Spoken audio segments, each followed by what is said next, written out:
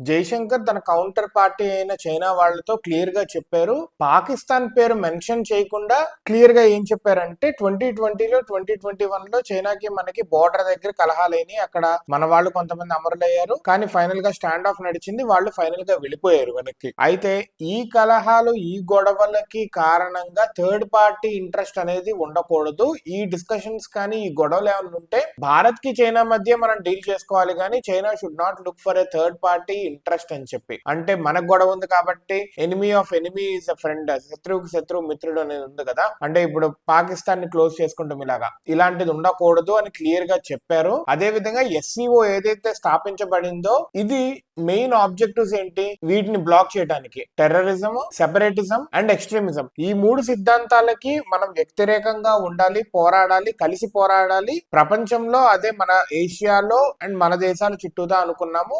Surprisingly ఇవేమీ జరగటం లేదు. దానికి తోడు వీఆర్ సపోర్టింగ్ టెర్రరిజం అన్నట్టుగా చేస్తున్నారు. ఇది జరిగితే బాగుండదు, మనకి రిలేషన్షిప్స్ కూడా అంత గ్రేట్ గా ఉండవు అన్నట్టుగా చెప్పారనమాట. ఎస్సీఓ మెయిన్ ఆబ్జెక్టివ్ ఏంటో దానికే కట్టుబడి ఉండాలి. షాంఘై కోఆపరేషన్ ఆర్గనైజేషన్ కి మనం దేనికోసం అయితే స్థాపించామో we need to bind those rules అని క్లియర్ గా చెప్పారు. అంటే ఒక రకంగా పాకిస్తాన్ కి మీరు అంత సపోర్ట్ చేయొద్దు, ఫైనల్ గా భారత్ చైనా రిలేషన్ అనేది మంచిగా ఉండాలి అనే విధంగా అక్కడ డిస్కషన్స్ చేశారు.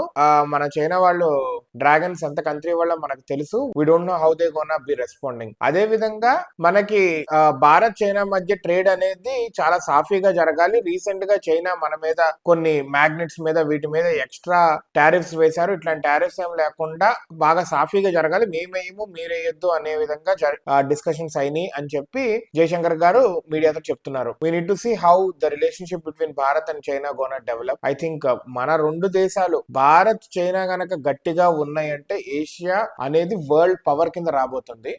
Asia as growing super power. Bharat and China combination కనుక బాగుంటే అదిరిపోద్ది.